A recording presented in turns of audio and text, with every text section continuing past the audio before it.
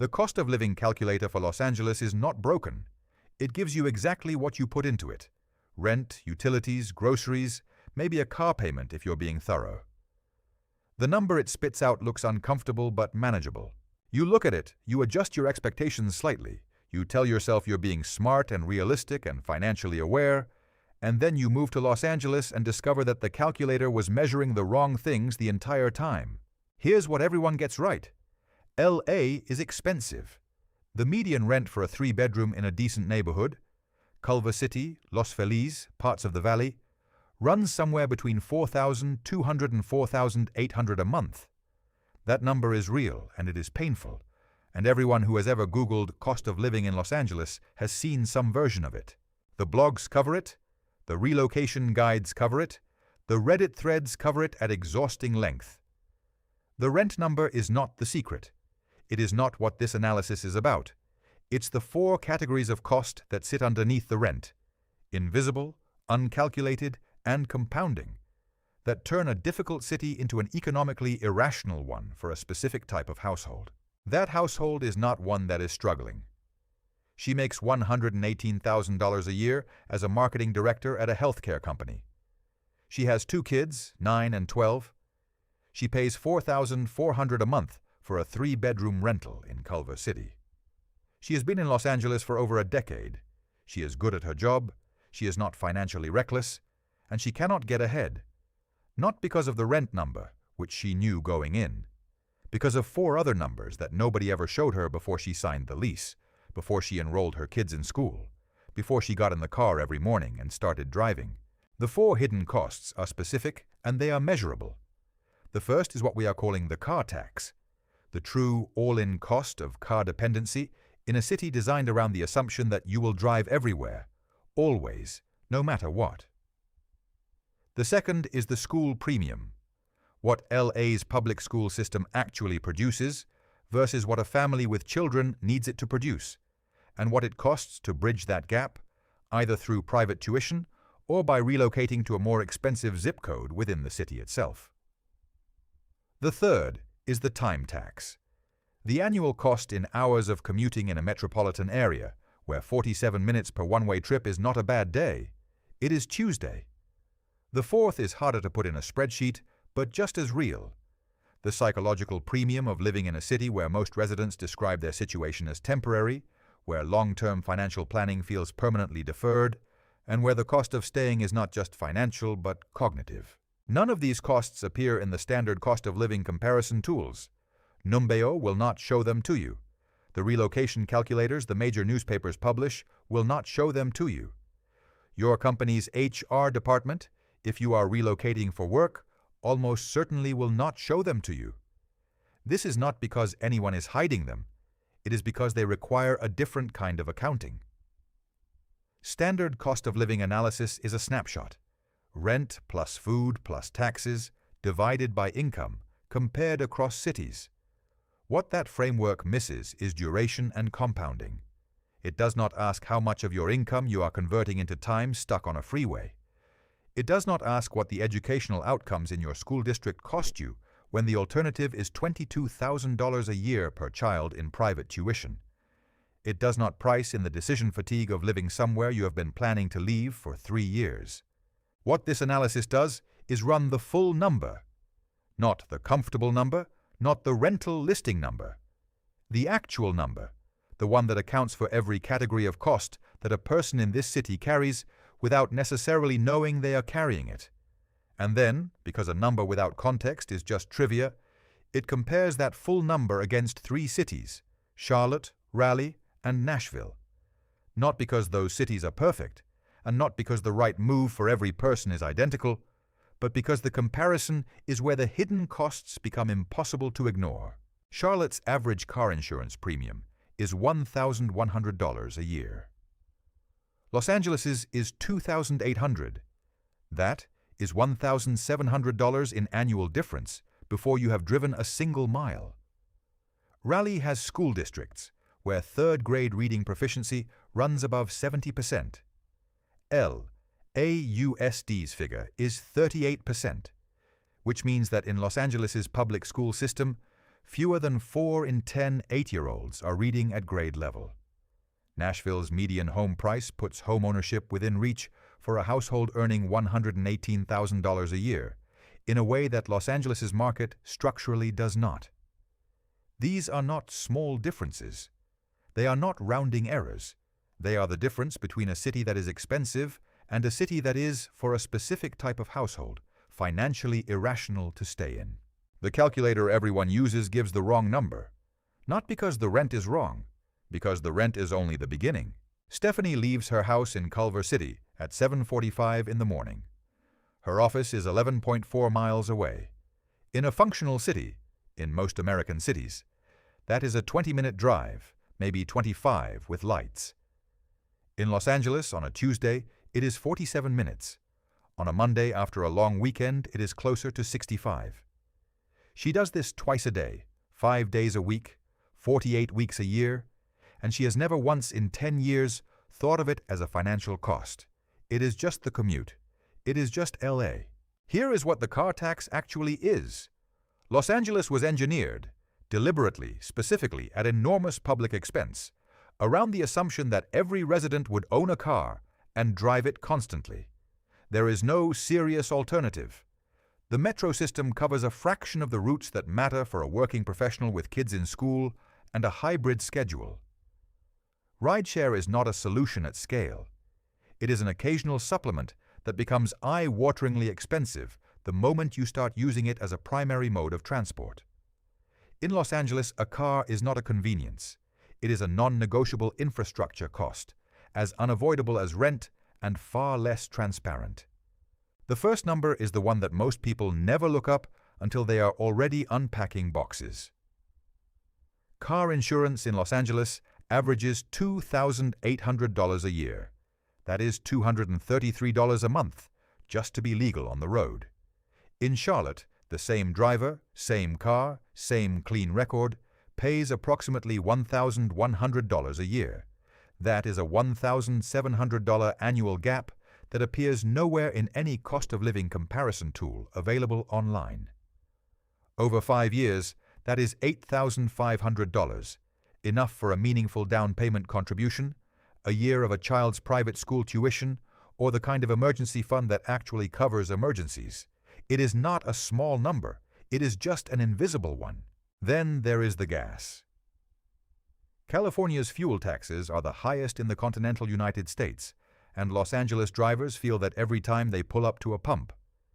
Gas in California runs approximately 40% above the national average, not because California oil companies are uniquely greedy, but because of a specific combination of state excise taxes, cap-and-trade program costs, and a California-specific fuel blend requirement that limits supply flexibility year-round. A family running 2 cars in Los Angeles, which is the standard configuration, not the exception, is paying somewhere between $60 and $90 more per month in fuel costs than the same family would pay in Charlotte or Raleigh. That adds up to between $720 and $1,080 a year, every year, silently, never appearing on any cost-of-living spreadsheet anyone has ever published. Now let's price the time. The average one-way commute in the Los Angeles metropolitan area is 47 minutes. For a person on a hybrid schedule, 3 days in office, 2 remote, that translates to roughly 94 minutes of daily driving on in-office days, multiplied across approximately 144 in-office days per year. The total comes to 188 hours annually. That is a conservative estimate. It excludes weekend driving, school pickups, grocery runs through congestion, and the specific category of slow-burning frustration known as the school drop-off loop in a crowded urban neighborhood.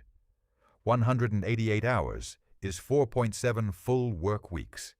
It is the equivalent of a part-time job that pays nothing and costs fuel. The standard economic translation for lost time uses average hourly earnings as a proxy.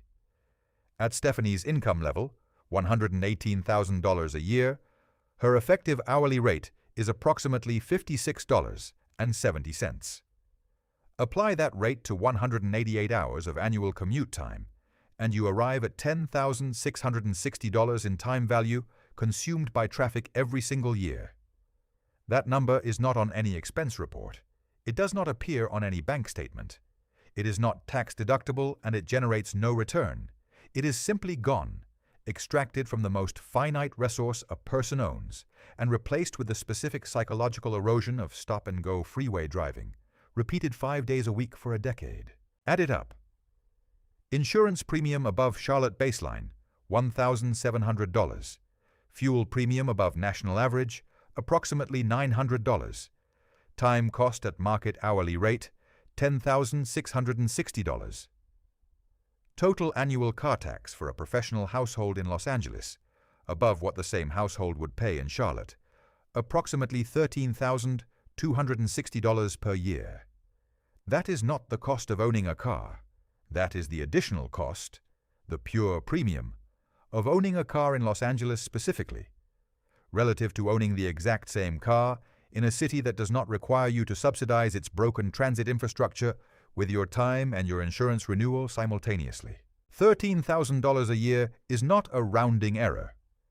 For a family that cannot afford to buy a house in the city where they live, it is the difference between falling behind and building something real. And here is what makes this number particularly clarifying. The car tax is the most quantifiable of the 4 hidden costs. It has hard data behind it: insurance industry figures, state fuel price indexes, census commute statistics. The costs that follow are harder to put in a spreadsheet. But for a family with 2 kids in a public school district, where 38% of third graders are reading at grade level, the next number is the one that keeps parents awake at 3 in the morning doing math they never expected to have to do. There is a number that the Los Angeles Unified School District does not advertise on its website, does not mention at enrollment fairs, and does not appear in any of the neighborhood guides that real estate agents hand to families relocating to the city. That number is 38, as in 38%, the share of third-grade students in LAUSD who are reading at or above grade level.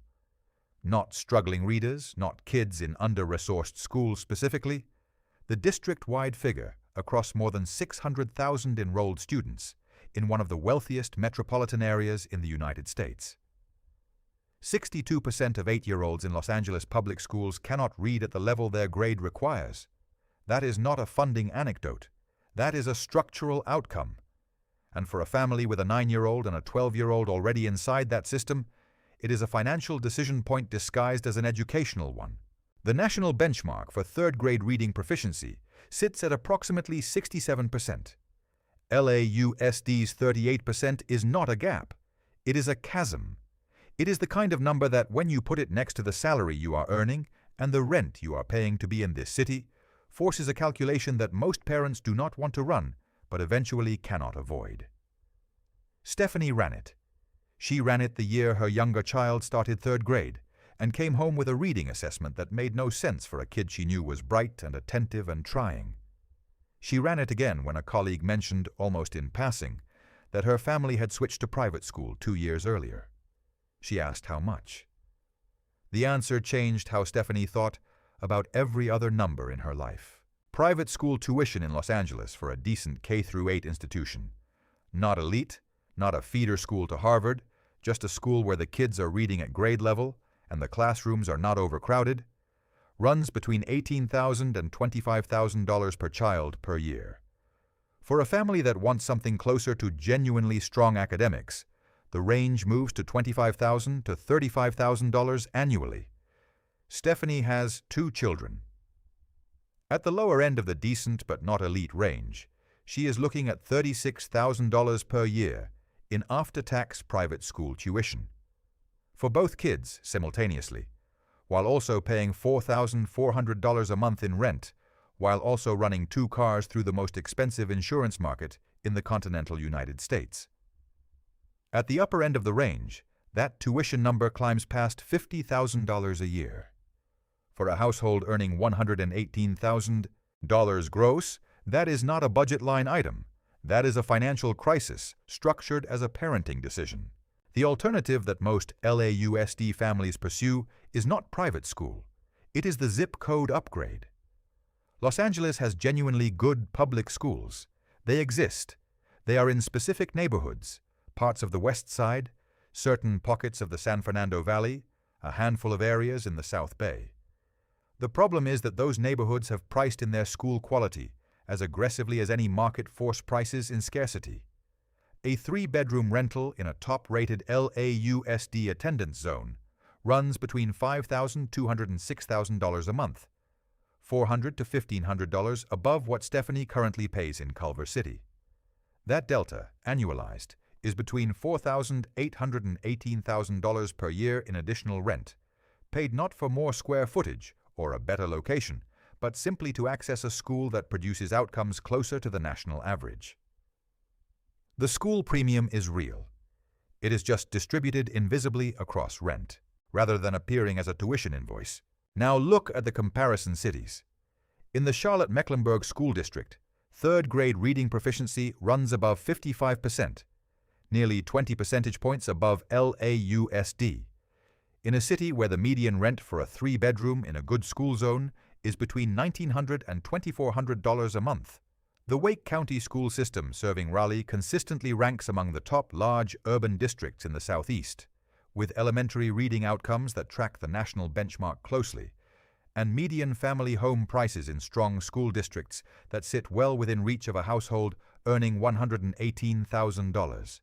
Nashville's top public school zones in Williamson County, accessible to families willing to live 30 minutes outside the city core, post reading proficiency numbers above 70%, and feed into a housing market where a 4-bedroom in a strong school district sells for between $400,000 and $550,000. That is not a rental, that is a mortgage. At current rates for a household with a reasonable down payment, that translates to a monthly payment that is lower than Stephanie's current rent in Culver City. Here is the cost-benefit comparison in plain terms.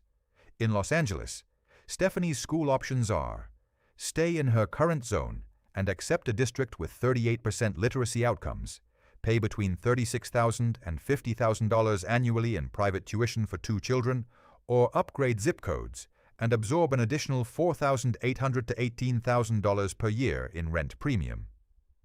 In Raleigh or Charlotte, the base case public school option produces outcomes near the national benchmark, costs nothing beyond standard property taxes, and comes attached to a housing market where buying, not renting, buying, is financially achievable on her income. The school premium in Los Angeles is not a single number. It is a forced choice between 3 bad financial options inside a system that was never designed to serve a working professional household at her income level. And this is the cost that, more than any other, determines the long-term financial trajectory of a family with children in this city. Stephanie gets up at 6:15 every morning, not because she is a morning person and not because her job requires it, but because the 47-minute commute only stays at 47 minutes if she leaves the house before 7:30. If she leaves at 7:45, it becomes 62 minutes. If something goes wrong on the 405, a fender bender, road work, the particular atmospheric phenomenon that LA traffic engineers have never been able to fully explain, whereby a Tuesday in February can produce gridlock at 8 in the morning for no visible reason, it becomes 80 minutes. She has built her entire morning architecture around the freeway. The freeway does not adjust for her. We ran the commute math in the context of insurance and fuel costs earlier, and the headline number was 188 hours per year lost to driving. But that calculation used a conservative hybrid schedule and clean commute assumptions. It did not include the school drop-off, which adds between 12 and 22 minutes to the morning trip, depending on the day. It did not include the after-school pickup loop, which on days when Stephanie works late means a second adult in the household needs to absorb that logistical cost. Or it means a paid aftercare program, which at the rates charged by private aftercare providers in Culver City runs between $400 and $600 per child per month. Add the drop-off buffer and the pickup variable across a full calendar year, and the real commute and logistics time cost for a working parent in Los Angeles is not 188 hours. It is closer to 240. 240 hours is 6 full 40-hour work weeks. It is the equivalent of taking on a part-time job from January through the second week of February, unpaid, non-negotiable, and conducted entirely inside a moving vehicle in stop-and-go traffic. At Stephanie's effective hourly rate of $56.70, 240 hours represents $13,608 in time value extracted annually by the act of simply moving through her city. That number has never appeared on any financial statement she has filed. No tax form captures it. No expense report acknowledges it. It is the most significant recurring cost in her financial life that has no line item anywhere in her budget, and it has been accruing every year for a decade. Here is what makes the time tax different from the insurance premium or the school tuition. Those costs are painful, but they are at least visible. The invoice arrives, the number registers, the brain processes the hit. The time tax operates below the threshold of financial awareness. It presents itself as a lifestyle fact rather than an economic loss. The commute is brutal is something Stephanie has said hundreds of times in the same tone she uses to describe the weather, as a feature of her environment, not a cost she is actively choosing to absorb. The reframing is this: every hour spent in traffic is an hour that cannot be spent generating additional income, building a professional side skill, being present with a 9-year-old and a 12-year-old during the years when being present still matters to them, or simply sleeping in a way that does not require a 6:15 alarm to outrun the freeway. The sleep dimension is not a soft metric. Sleep deprivation research is unambiguous. Consistently getting less than 7 hours of sleep per night produces measurable declines in cognitive performance, decision-making quality, and emotional regulation. A parent who wakes at 6:15, works a full professional day, drives home in 50-plus minutes of traffic, manages school pickups and dinner and homework and 2 kids' schedules, and then tries to be asleep by 10:30 is working with a structural sleep deficit that no amount of weekend recovery fully addresses. The downstream costs of that deficit, in healthcare, in work performance, in the quality of decisions made under chronic fatigue, are not things that appear in a cost of living calculator. They are real, they are cumulative, and they are paid by the person living inside the schedule, not by the city that designed it. Now look at the comparison. The average one-way commute in Charlotte is 26 minutes, 21 minutes shorter than Los Angeles, each way, every day. For a professional on a hybrid schedule, that difference amounts to approximately 101 fewer hours per year spent commuting. In Raleigh, the average sits at 24 minutes, a round trip that, over a full working year, returns roughly 110 hours to the person making it. Nashville runs slightly higher than Charlotte and Raleigh, at around 28 minutes each way, but still comes in at over 80 annual hours recovered relative to the Los Angeles baseline. These are not trivial differences. 100 hours a year is 2.5 full work weeks handed back to you. Time you can spend on the side project you have been postponing, the fitness routine that keeps falling apart, or simply the kind of unstructured evening with your kids that a 47-minute commute quietly but consistently eliminates. Stephanie has been in Los Angeles for over a decade. At 240 hours of annual commute and logistics time, she has given approximately 2,400 hours of her life to traffic since she arrived. That is 60 40-hour work weeks. It is 15 months of full-time employment, unpaid and unrecoverable, conducted on the 405 and the 10 and the surface streets of a city that has never once acknowledged the transaction. The time tax is not metaphorical. It is the most personally intimate of all 4 hidden costs, because money lost to insurance premiums can theoretically be earned back, and money lost to school tuition produces at least an educational outcome. Time, once spent on a freeway at 8 in the morning, does not produce anything at all. Ask almost anyone who has lived in Los Angeles for more than 3 years whether they plan to stay, and watch what happens to their face before they answer. There is a pause. Not a thoughtful pause, but a specific kind of recalibration pause. The kind that happens when someone is about to say something they have said so many times it has stopped feeling true. Probably not forever, they say. Or, we'll see how the next couple of years go. Or, most commonly, the version Stephanie has said at least 50 times across a decade of living in Culver City. We've been talking about leaving, but we just haven't pulled the trigger yet. She has been having that conversation since her youngest was in kindergarten.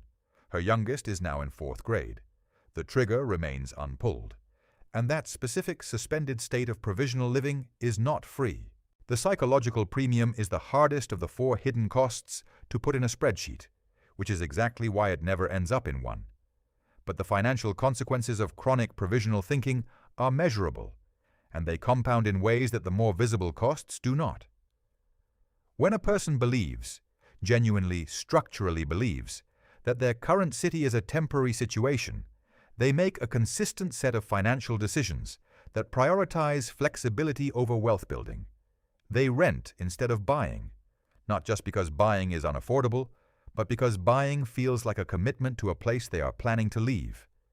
They keep the emergency fund liquid instead of investing it, because what if they need it for a move?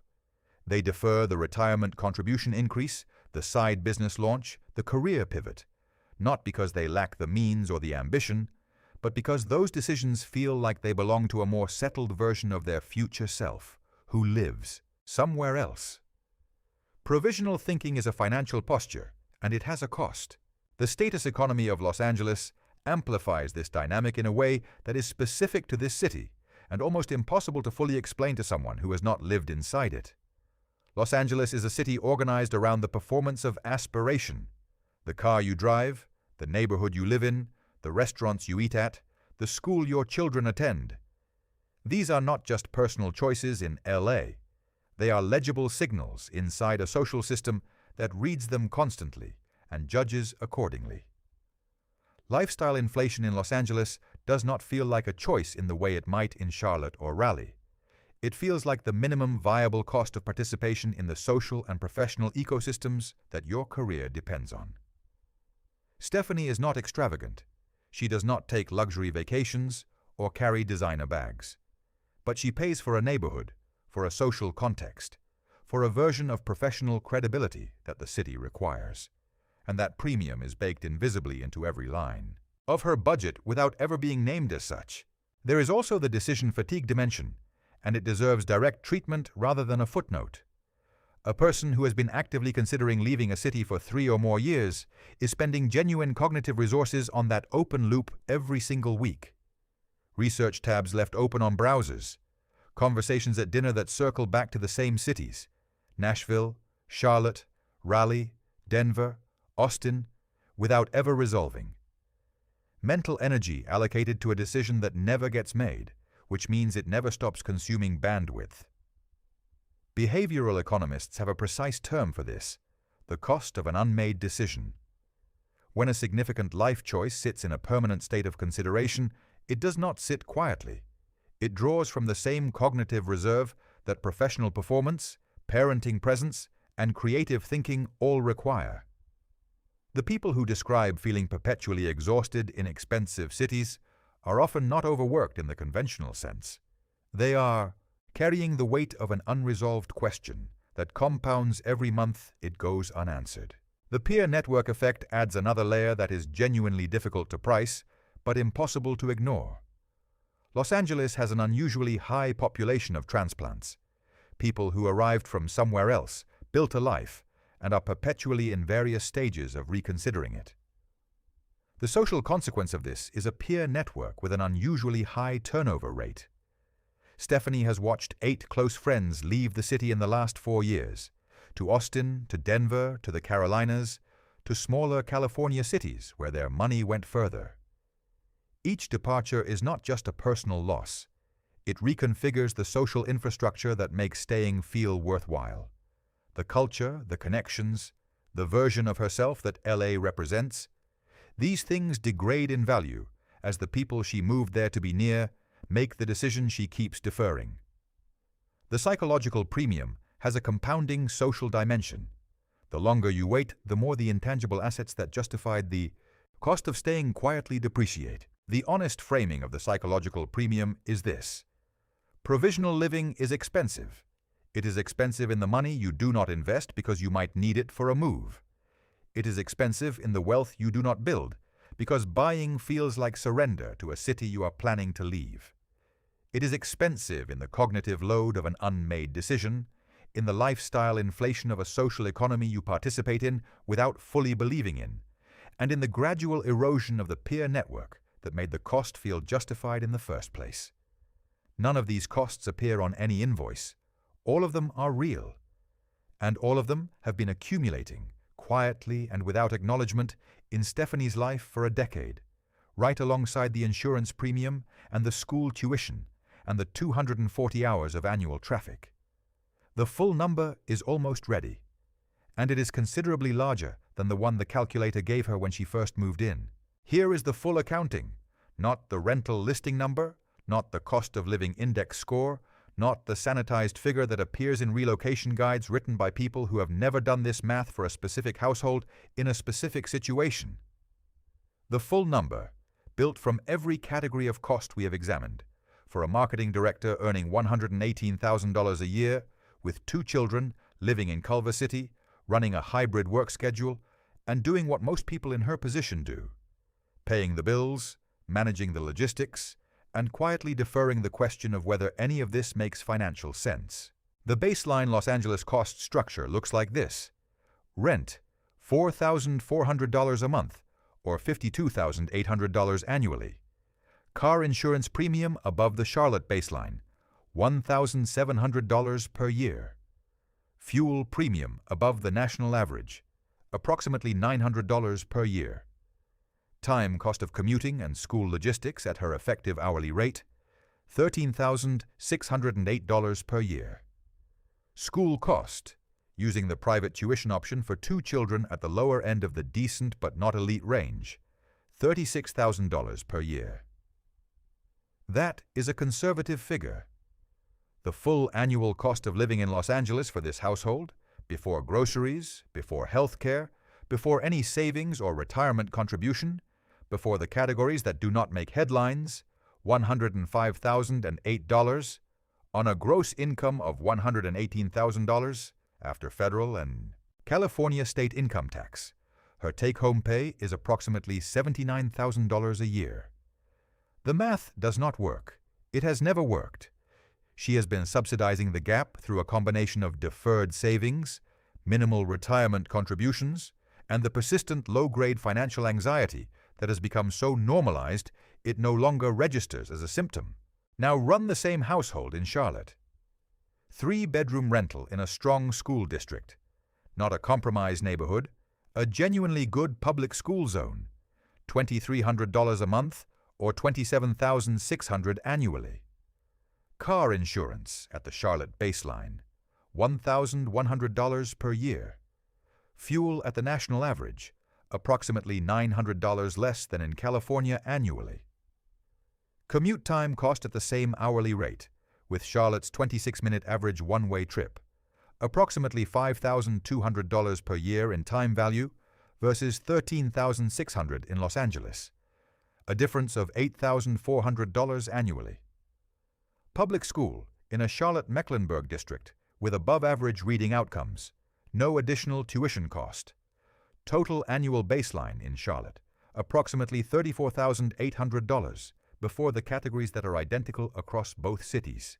That is a $70,000 annual gap between the cost structures of these 2 cities for this specific household. $70,000 a year. Let that number sit for a moment before moving past it. $70,000 is more than 60% of Stephanie's current take-home pay. It is the difference between a household that cannot save and a household that could be banking $35,000 to $40,000 annually after aggressive retirement contributions and a mortgage payment. In Raleigh, the numbers are nearly identical to Charlotte. Strong public school outcomes, sub $3,000 monthly rent in good neighborhoods, car costs that do not carry a Los Angeles penalty, and a housing market where a 4-bedroom home in a top school district is within reach of a household with a reasonable down payment and an income of $118,000. In Nashville, the cost profile runs slightly higher than Charlotte and Raleigh due to accelerating housing demand in the core neighborhoods, but the school premium disappears and the time tax drops substantially. The gap between Nashville and Los Angeles for this household is still in the range of $50,000 to $60,000 annually. Here is the wealth-building translation. A household that redirects $35,000 per year into a combination of retirement accounts, index funds, and a down payment reserve over a 10-year period, at a conservative average annual return of 7%, accumulates approximately $483,000. That is the financial difference, in round terms, between staying in Los Angeles and moving to Charlotte or Raleigh for a household in Stephanie's exact position over a single decade. It is not a projection built on aggressive assumptions. It is arithmetic applied to the gap between two cost structures that this analysis has documented with specific verifiable numbers. The wealth that Los Angeles is extracting through its 4 hidden costs is not abstract. It is $483,000 over 10 years, compounded, real, and currently going nowhere except into the freeway and the private school tuition and the insurance renewal and the psychological cost of a decision that keeps getting deferred. So here is the verdict. Direct, data-backed, and without the hedge that this audience has heard too many times already. If you are a working professional household with children, earning between $85,000 and $130,000 a year, renting in Los Angeles, currently absorbing private school tuition or a zip code premium to access adequate public schools, and commuting on a hybrid schedule, the data has already made your decision. You are not weighing lifestyle against finances. You are paying a premium for a lifestyle that the data shows a majority of people in your position describe as provisional, while forgoing the wealth-building capacity that your income would provide almost anywhere else in the country. Charlotte and Raleigh are not consolation prizes. They are the places where your income functions as it was supposed to, where a household earning what you earn can own a home, fund retirement, send children to schools that produce functional literacy outcomes, and stop running the same exhausting calculation every Sunday night. Stephanie has been in Los Angeles for over a decade. She is good at her job, she is not reckless, and she is not failing. But she is not building anything either. And the reason is not her income, her choices, or her discipline. The reason is 4 costs that nobody put in her calculator when she signed the lease. Now they are in the calculator. The number is accurate, and the decision, for the first time, is actually hers to make.